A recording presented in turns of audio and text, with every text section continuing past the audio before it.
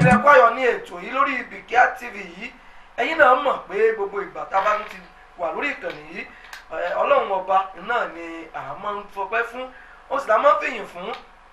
Gẹ́gẹ́ bí ẹ ti mọ̀ pé abala méjì ló wà lórí ètò yìí. Abala àkọ́kọ́ òun náà labala ìgbà ọpẹ́. Ta ni onígbà ọpẹ́ ọjọ́ tòní tí ó tún pé mi àti yín gbégbá ọpẹ́? Ọlọ́run ọba adúpẹ́ torí pé ó pa wá mọ́ bí ẹyinjú, ọba lánàá, ọba lónìí, ọba ọjọ́ gbogbo, ọba tí ò fi wá sílẹ̀, ọba tó mọ̀ mí, ọba tó mọ̀ mí kí n tó mọ̀ ìyá tó bí mi lọ́mọ, ọba tó ní kẹ́yìn náà máa bẹ, tó ní kẹ́sì tó máa wà láàyè nínú ọpẹ́ àti àlàáfíà. Ẹ jẹ́ kájọ fọpẹ́ fún, kájọ jíjú ọpẹ́, kágbégbá ọpẹ́ kẹ̀kẹ́ kó Jésù olùgbàlà, ọba tèmi akiri sórí asórí kiri tó ń sun gbogbo láti pé inú ayé mi àti ẹ̀yin. Ilẹ̀kùn Ayọ̀ lètò yìí gẹ́gẹ́ bẹ́ẹ̀ ti mọ̀ pé ọpẹ́ náà ní kọ́kọ́rọ́ tá fi ń ṣílẹ̀kùn ayọ̀. Ọlọ́run ọba mi ò sì ní jẹ́ kí ilẹ̀kùn ayọ̀ kó tì mọ́ èmi àti ẹ̀yin. Ajíbọ́lá Abíọ́dún Àpáta-ọ̀rọ̀ Mr. Philosopher náà tó rẹ̀ o. Èmi àti ránṣẹ́ Ọlọ́run alààyè tó ti wà ń bì ìdánujọ́ mọ́ tálẹ́nì tájọ́ mọ́ tọ̀ tí òfin ní dẹran ìdè. Bàbá wa nínú Olúwa tí mo fi tọ̀wọ̀tọ̀wọ̀ dá orúkọ wọn ti wà lẹ́gbẹ̀ẹ́ mi. Àwọn náà ni bàbá wa wòlíì Prophet Samuel Akíntúndé Ìdòwú tí gbogbo ayé mọ̀ sí bàbá Remdem. Wọ́n ti wà pẹ̀lú mi. Bàbá. Ògo ni fún ẹni tó láyé tó dẹ̀ ní ọ̀run lẹ́ẹ̀kan ṣoṣo. Alágbára tí gbogbo ènìyàn ń gbénú rẹ̀ tínú rí òwú tí ò bẹ́. Alágbára tó di amplifier nínú mi tí mo ń bú jáde. Alágbára tó jẹ́ bóun ni mixer tó ń po ohun gbogbo pọ̀ nínú mi tó dẹ̀ ń di àṣẹ. Mo gbéga nítorí pé ó ṣe nítorí pé àánú rẹ̀ dúró láéláé. Mo súre fún gbogbo ènìyàn tó ń gbọ́ mi tó dẹ̀ ń wò mí pátá. Mo kéde bí wòlíì torí pé ọ̀rọ̀ rẹ̀ ká sọ wípé ó ní ọgbọ́n kì yóò tán lórí ọlọ́gbọ́n, olófin kì yóò tán lẹ́nu àlùfáà, bẹ́ẹ̀ ni ọ̀rọ̀ kì yóò ṣègbè lẹ́nu wòlíì. Mo wí bí wòlíì tọ́rọ̀ tó bá ti jáde lẹ́nu ẹ̀ tí ò ní padà láìṣẹ. Ẹ gbọ́ ọpẹ́ tẹ́ ẹ nílò, ọpẹ́ tẹ́ ẹ fẹ́ dú tí gbogbo àwọn èèyàn ò fi sọ gbàdúrà yín ti gbà lónìí. Ọpẹ́ yẹn kó ká yín mọ́ bí ẹ bá wà. Olóore táyé yín nílò tí ó jẹ́ dúpẹ́ ní tààrà ó yẹ gbà lórúkọ Jésù. Bẹ́ẹ̀ ni kó rí. Jésù Olúwa wa, àmín. Bàbá mo kí ẹ káàbọ̀ sórí ìkànnì tá a pè ní Bikia TV yìí. Ilẹ̀kùn Ayọ̀ ní a pè ètò yìí. Ọ̀pọ̀lọpọ̀ ìránṣẹ́ Ọlọ́run ni wọ́n ti wá sórí ètò yìí, ṣùgbọ́n àkókò méjì tí a fi ń gbé ẹ̀yìn ìránṣẹ́ Ọlọ́run wá láti jẹ́ kí àwọn èèyàn jẹ àǹfààní òun náà ni pé tá a bá ní ká wò ó nínú ayé báyìí ọ̀pọ̀lọpọ̀ ò tiẹ̀ mọ̀ bá a ṣe ń dúpẹ́. Kí ni pàtàkì tí Ọlọ́run gan fi ọpẹ́ ṣe? Ìyàwó ni Ọlọ́run kọ sí ọpẹ́. Ń fẹ́ kẹ́ bá mi yànnà náà ìrìn àjò wo ni ọpẹ́ mọ́ mú ayé ẹ̀dá rìn? Ògo ni fọ́lọ́run lókè ọ̀run. Ẹ má jẹ́ nsáláì kí n tó sọ̀rọ̀ ẹ má jẹ́ nsáláì súre fún iléeṣẹ́ yìí, iléeṣẹ́ àlùbáríkà yìí. Mo sọ lórúkọ Olúwa, ìran tó ẹni tó ní ìran yìí, mo wí lórúkọ Olúwa, ìran yìí ò ní kú, ìran yìí ò dẹ̀ ní wọmi, òkè ni ìran yìí ò ti máa fọ̀n lórúkọ Jésù. Ògo ni fọ́lọ́run lókè ọ̀run. Gẹ́gẹ́ bí ti olóòtú tẹ́ bí, ọpẹ́ ṣe pàtàkì púpọ̀ jù. Ọpẹ́ jẹ́ ní tí ènìyàn fi máa ń fi ẹ̀mí ìmoore hàn. Ọpẹ́ jẹ́ ní tí kọ́ jẹ́ kọ́kọ́rọ́ tá a fi máa ń ṣílẹ̀kùn nǹkan míì tí ò tí ì tẹ̀yàn lọ́wọ́. Bí ènìyàn ò bá lè dúpẹ́, a jẹ́ pé Yorùbá kan sọ̀rọ̀ kan, wọ́n ní ẹni tá a ṣe lóore tí ò dúpẹ́, òun àtọlọ́ṣà ọgbọọgba ni wọ́n, òun tó burú jọ lọ́ṣà lọ. Torí yóò máa dùn ẹni tó ṣe lóore, kí á ló tó dúpẹ́. Ọlọ́run òwúwa dẹ̀ní, Ọlọ́run yìí jẹ́ Ọlọ́run tí kì í pretend. Olùyẹn ló fi mú wa lọ́nu Bíbélì. Ó sọ ní Psalm 136:1. Ó ní èyí ò bá máa yin Olúwa nítorí tí ó ṣeun, nítorí tí àánú rẹ̀ dúró láéláé. Ó tún sọ ní Psalm 100:1. Ó ní ẹ wó ìwà ayọ̀ sí Olúwa ẹ̀yin ilẹ̀ gbogbo, ẹ wá síwájú rẹ̀ tẹ̀yìn torí ọpẹ́. Ó tún wá sọ ní Psalm 47:1. Ó ní ẹ̀yin èèyàn rẹ̀ gbogbo, ó ní ẹ ṣàpẹ́. Ọlọ́run dìídì nílùú ọpẹ́. Ọlọ́run dìídì nílùú ọpẹ́ wa. Bí ènìyàn bá ṣe èèyàn akẹgbẹ́ rẹ̀ lóore, ẹ wò bẹ́ẹ̀ bá ṣe èèyàn lóore tàbí èèyàn ṣe yín lóore, ẹjọ́ sàn ẹ kọ́ bá ti ń dúpẹ́ o. Bẹ́ẹ̀ bá ṣe èèyàn lóore, èèyàn bá ṣe yín lóore tí ẹ bá dúpẹ́ fẹ́ nìyẹn, Yorùbá ló nìyẹn, èèyàn ló nìyẹn, wọ́n á ní kò tọpẹ́. Irọ́ ni o, ọtọpẹ́ ìwé ẹ̀ bá dúpẹ́ ọbẹ̀ eré yín yọ̀gá ni ọ̀rọ̀kùnrin aláìmoore yọ ọkọ̀ fẹ́ bu ara kan bu náà aláìmoore ìyẹn Ọlọ́run ò pretend, ó ní ẹ mú gbogbo ọpẹ́ wá sọ́dọ̀ mi. Ọpẹ́ jẹ́ kọ́kọ́rọ́ tó máa ń ṣílẹ̀kùn ayọ̀ fún ènìyàn. Ọpẹ́ jẹ́ kọ́kọ́rọ́ tó máa ń ṣílẹ̀kùn ìrètí ènìyàn. Ọpẹ́ jẹ́ kọ́kọ́rọ́ tó máa ń ṣílẹ̀kùn tí ohunkóhun ò lè ṣí. Nígbà míì ọpẹ́ dúdú, nígbà lọ́pọ̀ ìgbà àdúrà ènìyàn á máa ta Ọlọ́run létí, ṣùgbọ́n ọpẹ́ á máa ṣílẹ̀kùn etí Ọlọ́run ní gbogbo ìgbà. Ògo ni fọ́lọ́run lókè ọ̀run. bàbá yẹn tó jẹ́ kí wọ́n á lọ báyìí tá a bá ní káwò nínú ayé dédé àkókò yìí ẹ rí i pé ọ̀pọ̀lọpọ̀ ó ti pín sí méjì. Àwọn kan wà tó jẹ́ pé Ọlọ́run fẹ́ wọn, àwọn ò fẹ́ tọ́lọ́run. Àwọn kan wà tó jẹ́ pé àwọn ń fẹ́ tọ́lọ́run náà gangan ò fẹ́ tiwọn. Àwọn ẹ̀dá ènìyàn kan sọ̀rọ̀ tó jẹ́ pé bí wọ́n ṣe ń fẹ́ tọ́lọ́run lọ́lọ́run ń fẹ́ tiwọn. Ṣùgbọ́n àwọn tó wá jẹ́ pé àwọn Ọlọ́run ń fẹ́ tiwọn, àwọn ò fẹ́ tọ́lọ́run, ẹ mọ̀ pé nǹkan yóò mọ gbéra wọn ò wá ní mọ̀ pé kò tiẹ̀ níyé wọn irúfẹ́ ẹ̀dá bẹ́ẹ̀ ṣó yẹ kó wà láyé tí kàn tó kàn ní kó nǹkan jí wọn kàn jẹun tí ò mọ rírì Ọlọ́run. Ògo ni fọ́lọ́run lókè ọ̀run. Bíbélì pé ó ní ọkàn ọlọ́pẹ́, Ọlọ́run ní ọkàn ọlọ́pẹ́ lèmi ó mọ̀ sára. Ṣé rí Ọlọ́run fẹ́ràn wa, àwọn tí Olúwa fẹ́ tó ń sọ̀gbọ́ fún tí wọn ò mọ rírì rẹ̀, Olúwa ẹ̀ pa wọ́n. Ó sọ pé ó ní ẹ jẹ́ kí èpò àti àlìkámà máa dàgbà pọ̀ títí ọjọ́ òkórè ó fi dé, tá a fi ṣe the method of separation tí a pè ní judgement tí ó fi wáyé. Ṣé rí ọpẹ́ jẹ́ ní tí ènìyàn gbọ́dọ̀ mọ̀ láyé. Mo máa ń sọ kínní kan, àwa ìránṣẹ́ Ọlọ́run ẹlòmíì bí wọ́n bá fún ní nǹkan, bàbá ẹ má bínú, ẹ bá mi manage tókè yìí, tó bá rí inú àkáǹtì ẹ̀ a ní kò sí pẹ́rẹ́ Ọlọ́run náà ṣe fún. Ìwọ tó jẹ́ o gbọ́dọ̀ dúpẹ́ náà. Ìwọ tó jẹ́ o gbọ́dọ̀ dúpẹ́. Bí wọn ò bá ṣe fún ọ ẹlòmíì bẹ́lẹ̀ tí wọ́n ṣe fún. Wọ́n bá gbé odidi mọ́tò fẹ́ lòmíì, pé odidi mọ́tò kò ní mọ pẹ́ rẹ̀ dúró, á ní wọ́n ṣiṣẹ́ fọ́lọ́run ni. Lóòótọ́ wọ́n ṣiṣẹ́ fọ́lọ́run bẹ́ẹ̀ kọ́kọ́ fi ẹ̀mí ìmoore hàn kọ́lọ́run tó pè ọ́ kó lè ṣe kíni, kó lè bùkún wọn. Ọpẹ́ jẹ́ ìbùkún, ó jẹ́ ọ̀nà ilẹ̀kùn sí ìbùkún. Ọpẹ́ ó jẹ́ ilẹ̀kùn sí ọ̀nà àṣeyọrí. Ọpẹ́ dúdú jẹ́ ilẹ̀kùn sí ọ̀nà àbáyọ. Àwọn tí wọ́n ń dúró tí wọ́n kàn ń jẹ tó wọ́n rí pé ọgbọ́n àwọn ní òye wọn ni. Ìwọ̀n ò tí ì ní òye ọ̀rọ̀ tó kún tó, ọ̀rọ̀ Ọlọ́run tó kún tó nínú ayé wọn ni. Bí ènìyàn bá fúnyàn ní omi, ẹ wo kí ni tó ṣẹlẹ̀ nínú Bíbélì láàrin Lásárù àtọlọ́rọ̀. Nígbà tí ọlọ́rọ̀ dénú ná tó ń ja oró iná, ó wá ń bẹ àwọn áńgẹ́lì, ẹ dákun ẹ jẹ́ kí Lásárù ó mú ìka rẹ̀ kó tọ́ bọnú omi. A drop of water, ẹ jẹ́ ó kán sí mi lẹ́nu. A drop of water, ó wá mọ iyì rẹ̀ nígbà ó wà nínú náà. Ara ẹgbọ́n mi kò sí téyìn ò gbọ́dọ̀ mọ́mọ́ yìí kẹ́ gbọ́dọ̀ mọ́mọ́ pẹ̀lú ẹni tó wà láyé tó ń jẹ tó mu tí ò lè dúpẹ́, tí ò mọ tọ́lọ́run ṣe. Àwọn yẹn dàbí òkú tó ti kú ṣùgbọ́n tá à ń rí bí ènìyàn. God bless you, sir. Ẹ kúrò láti àárọ̀ bú ènìyàn tó bá ṣẹ̀ṣẹ̀ ń darapọ̀ mọ́ ìkànnì tá a wà yìí. Ilẹ̀kùn ayọ̀ náà ni ètò tó ń lọ lọ́wọ́lọ́wọ́ ní Bikia TV yìí. Bàbá ìránṣẹ́ Ọlọ́run alààyè tí wọ́n bá wa sọ̀rọ̀ láórí ọpẹ́ pé ọ̀nà wo là á gbà tá a fi súnmọ́ Ọlọ́run, ọ̀nà wo là á gbà tá a fi ọpẹ́ ṣe kọ́kọ́rọ́ ilẹ̀kùn ayọ̀. Mo máa ń sọ lórí ètò gbogbo gbà pé n tó wà nínú ilẹ̀kùn ayọ̀ ó pọ̀. Bàbá wa rí ọ̀nà àbáyọ láti sí ìbùkún wà ń bẹ̀, oore tó rẹwà jùlọ ó wà ń bẹ̀, oore ọmọ wà ń bẹ̀, oore ilé gidi wà ń bẹ̀, oore ọkọ̀ wà ń bẹ̀, àlàáfíà wà ń bẹ̀, ìfọ̀kànbalẹ̀ ó wà ń bẹ̀. Ṣùgbọ́n èmi àtiwọ́ ohun tí a ó fi sí ilẹ̀kùn ayọ̀ ọ̀hún náà ni ọpẹ́, òun ni kọ́kọ́rọ́ tí a ó fi sí ilẹ̀kùn ayọ̀. Ní la fi pé ètò ní abala tá a pè é tá a wà la fi pè ní abala ìgbà ọpẹ́. Àtèmi àtiwọ́ lórúkọ Jésù àwùjọ gbégbá ọpẹ́. Bàbá yẹn tó jẹ́ kí wọ́n á ṣe báyìí, àwọn kan wà nínú ayé yìí tó jẹ́ pé ogun ti pọ̀, ogun òjé kan tiẹ̀ mọ̀ pé èèyàn dúpẹ́ mọ́. Bí àdúrà ni wọ́n bèsì lórí pé àní kí Ọlọ́run sáṣe kí ni o kò ṣe irúfẹ́ àwọn bẹ́ẹ̀. Ògo ni fọ́lọ́run lókè ọ̀run. Bíbélì gan sọ ó nínú ohun gbogbo ṣẹ ẹ máa dúpẹ́.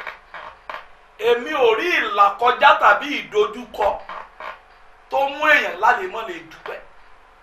Èmi ò rí ìdojúkọ tàbí ìṣòro tàbí ìlàkọjá tó gbọ́dọ̀ gba ọpẹ́ kúrò lẹ́nu wa. Bí ọpẹ́ bá ti kúrò lẹ́nu ènìyàn, ènìyàn tẹ̀síwájú mọ́ nìyẹn. Bí èèyàn bá wá ń yàdúrà láàyò tó ní tọpẹ́ ò tọpẹ́ kéré ń kọ́. Bíbélì sọ ó ní ẹ jẹ́ kí ọpẹ́ wa kó máa pọ̀ ju ìbéèrè wa lọ. Ọlọ́run ló sọ bẹ́ẹ̀.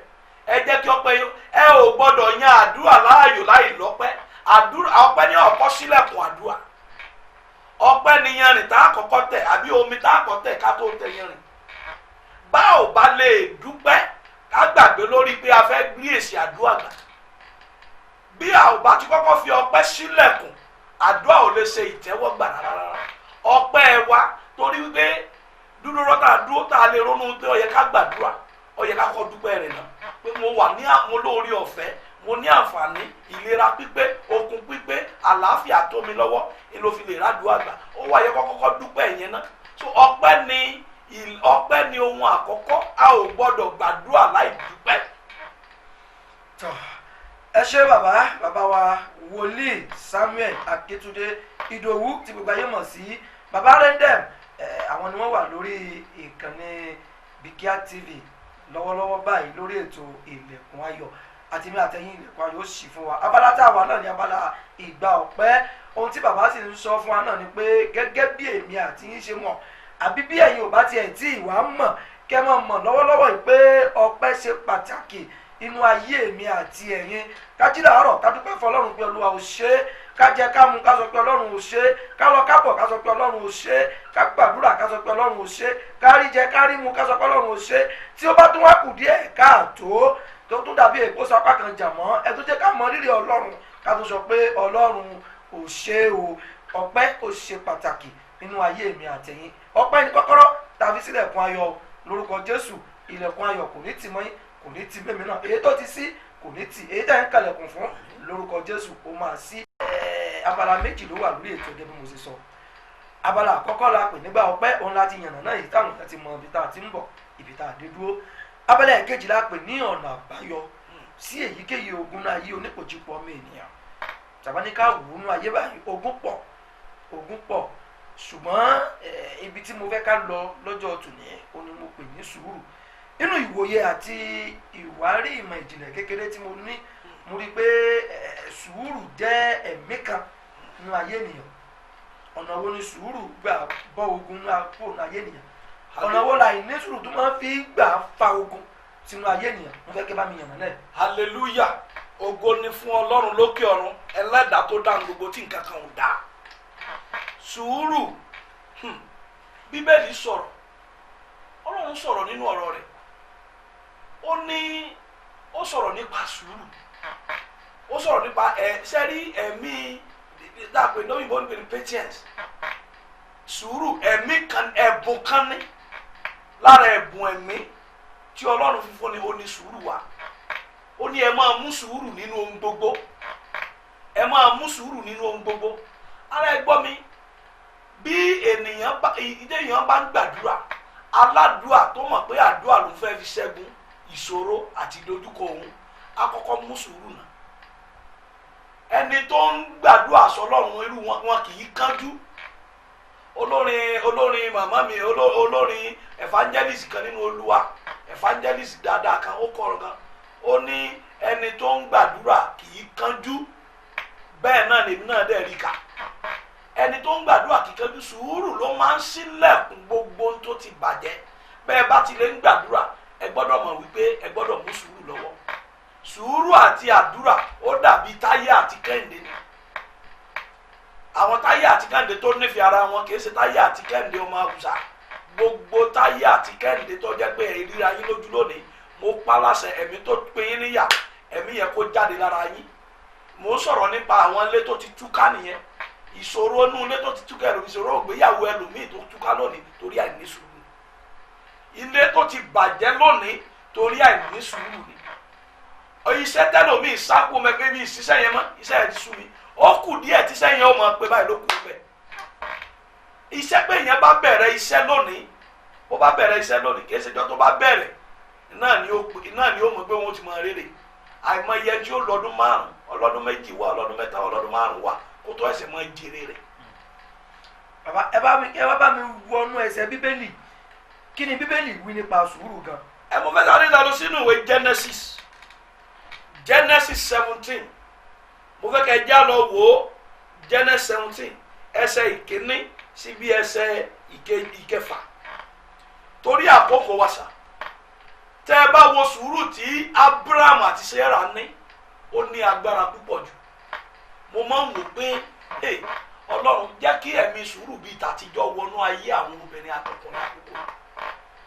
Bíbélì pé ó ní Sárà sì di 90 years, Abraham sì pé 100 years. ẹ wo tó wà mẹ́ biologically medically wọn ò lè gbàgbọ́ pọ́n lè bímọ mọ́ because wọ́n ti wọ menopause. Mo dẹ̀ máa ń sọ ẹ̀yin tẹ́ ń wojú ọlọ́run fún ọmọ, menopause ẹ̀ ṣe menostop. Menopause ó yàtọ̀ fún menostop. Menopause náà ló dé medically ò tí ì wọ menostop spiritually. Ọlọ́run wá sọ fún Abraham àti Sarah pé àkókò tó láti dá wọn lò. Gbogbo ilé tó ń sunkún ọmọ lọ́wọ́lọ́wọ́, gbogbo ìgbéyàwó tó ń sunkún ọmọ lọ́wọ́, mo pa ní àṣẹ tẹ́ ẹ bá lè gbàdúrà tẹ́ ẹ sì ní sùúrù, mo wí lórúkọ Olúwa, inú yín kó gba ọmọ dúró lórúkọ Jésù, inú yín kó gba ọmọ dúró. Sùúrù tí Abraham àti Sarah ní ló jẹ́ wọn dọlọ́mọ. Wọ́n ní sùúrù débi wípé Abraham kò bá Sarah jà pé aláyé máa lọ léyìn wọn fi ọmọ àgànníọ́. Sarah náà sọ pé wọ bàbá àgbàyà yìí wọ́n tó lè dá sí ọba ṣe ń kọ́ dọ́mọ. Wọn ò sọ bẹ́ẹ̀, wọ́n ní sùúrù 90 years 100 years wọ́n dẹ̀ di ọlọ́mọ láyé. Ara ẹ gbọ́ mi, gbogbo ènìyàn nílò kó ṣe sùúrù.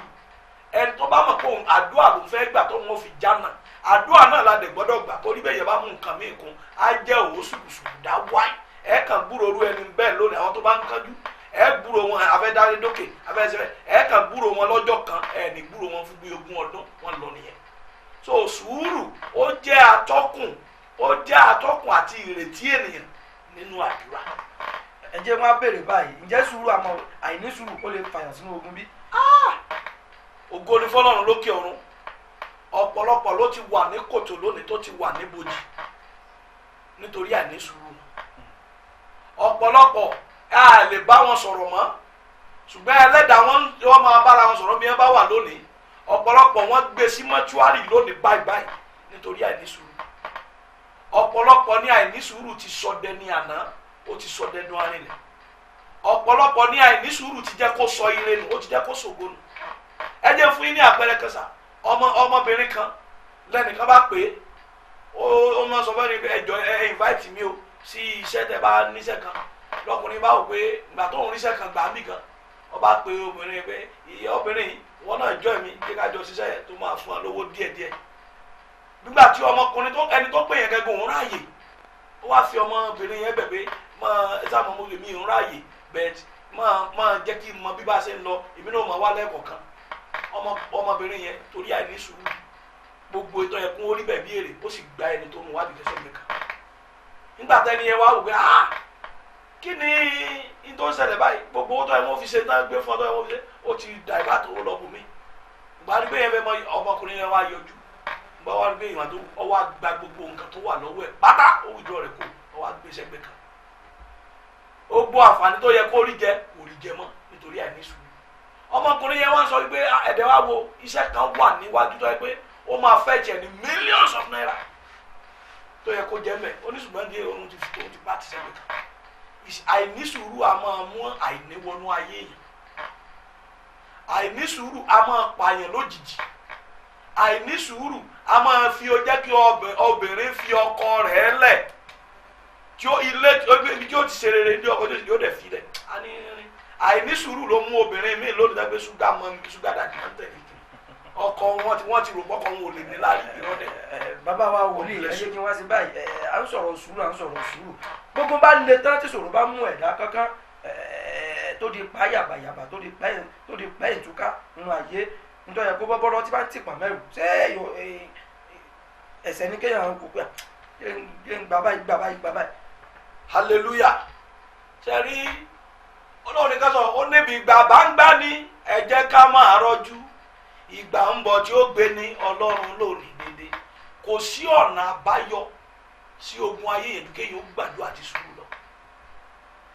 Kò sí májíìkì níbi kan bẹ́ẹ̀ yẹn bá ń wá májíìkì káàkiri, májíìkì a máa magnetize èèyàn sí kòtò. Kókó tí mo fẹ́ káwọn èèyàn dì mú gan-an ti sọ yẹn pé kò sí ọ̀nà àbáyọ nínú ogun ayé èèyàn ju sùúrù àti àdúrà lọ. gbogbo ojú tó ń wò mí lórí ìkànnì tá a wà lórí ètò ilẹ̀kùn ayọ̀ òun náà lẹ́ ń gbọ́ ẹlẹ́nu bàbá wa ìránṣẹ́ ọlọ́run alààyè wòlíì Samuel Akíntúndé Ìdòwú bàbá Rendem. Òun náà lẹ́ ń gbọ́ yìí pé kò sí ọ̀nà àbáyọ kankan láti kúrò nínú ogun tó ju sùúrù àti àdúrà lọ. Tẹ́ bá dẹ̀ wo abala tá a wà yìí nígbà la pè ní abala ọ̀nà àbáyọ kúrò nínú ogun tó lè máa já onípòjìpò.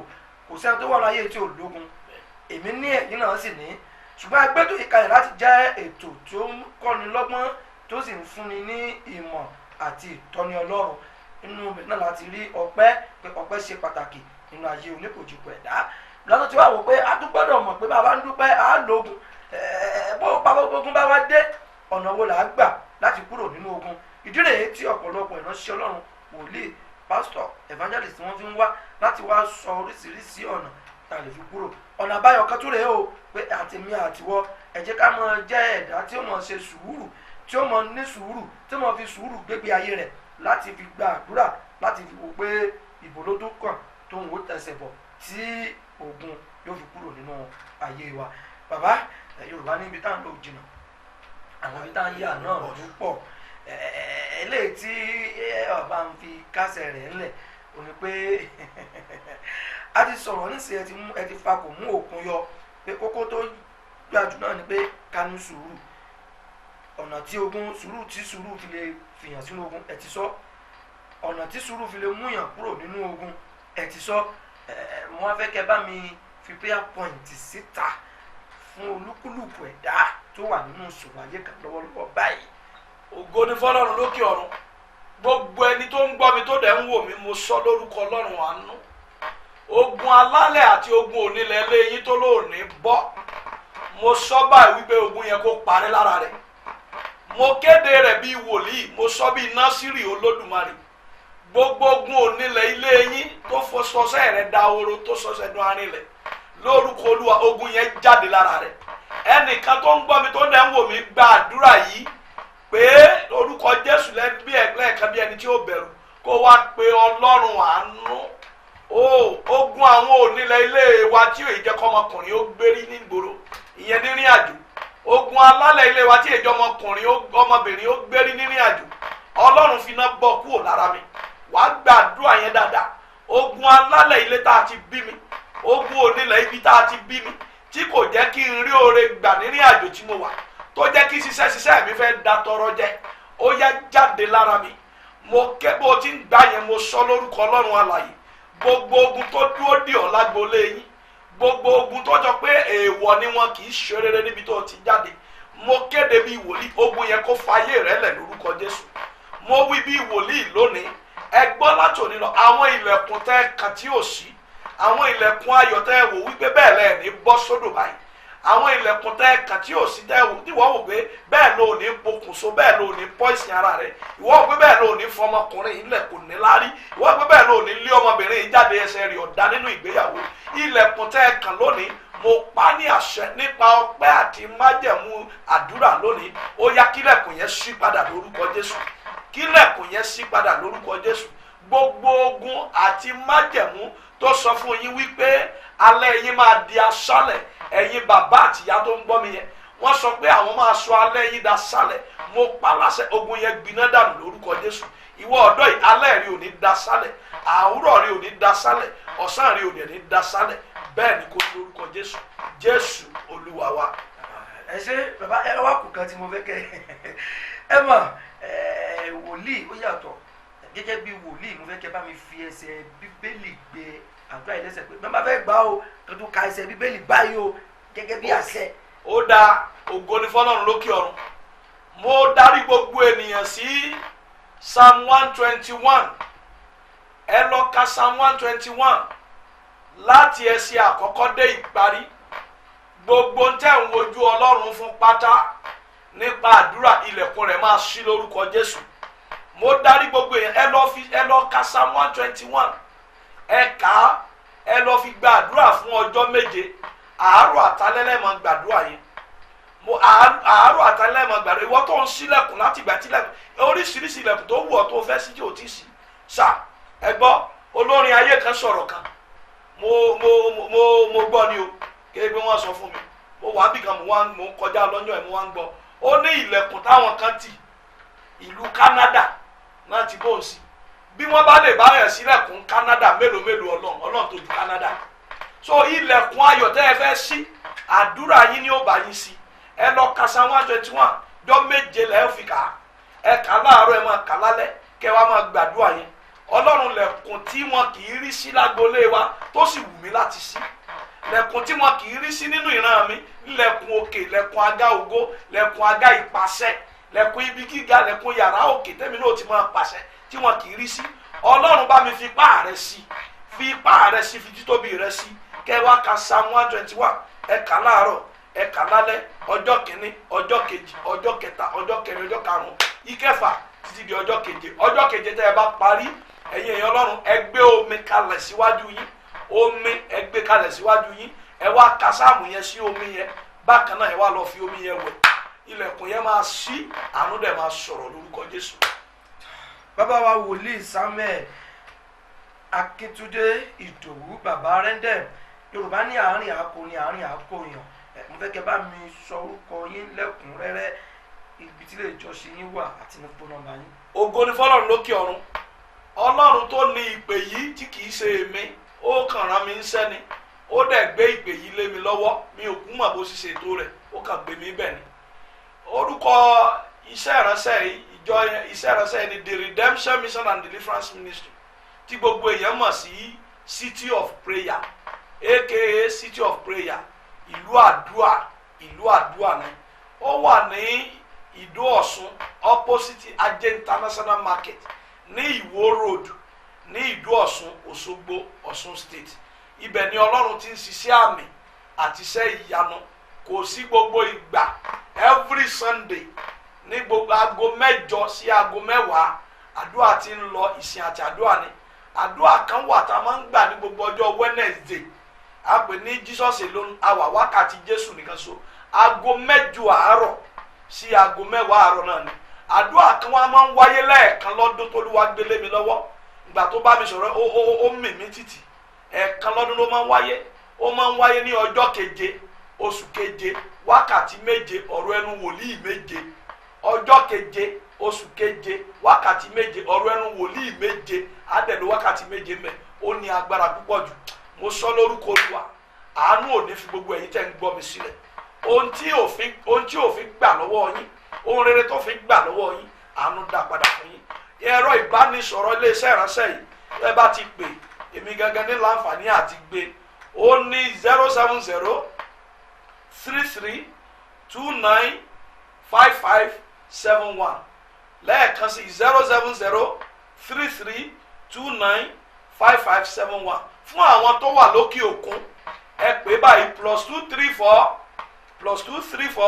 70 33 29 5571 lẹ́ẹ̀kan sí +234 70 33 29 5571 yóò dára fún yín ọkàn yín ó balẹ̀ ẹ gbégbá ọpẹ́ ayé ó bá yín dúpẹ́ bí àkórí ètò yìí ìgbà ọpẹ́ ìwọ ló kàn láti gbégbá ọpẹ́. God bless you. àmín Jésù táwọn kì í dùn púpọ̀ sókè bá náà ní ọbẹ̀ oge adúpẹ́ lọ́wọ́ Ọlọ́run tó fún wa lórí ọ̀fẹ́ àti ṣe tèní láṣeyọrí àtẹ̀mí àtẹ̀yìn lórúkọ Jésù ilẹ̀kùn ayọ̀ kò ní tì mọ́ wa ilẹ̀kùn ayọ̀ náà ní ètò yìí lórí ìkànnì tá a pè ní Bikia TV tó à ń lọ lé báyìí bàbá ẹ bá ń súrè gbogbo àwọn òṣìṣẹ́ ìgbólé iṣẹ́ ká mọ̀ lọ ní.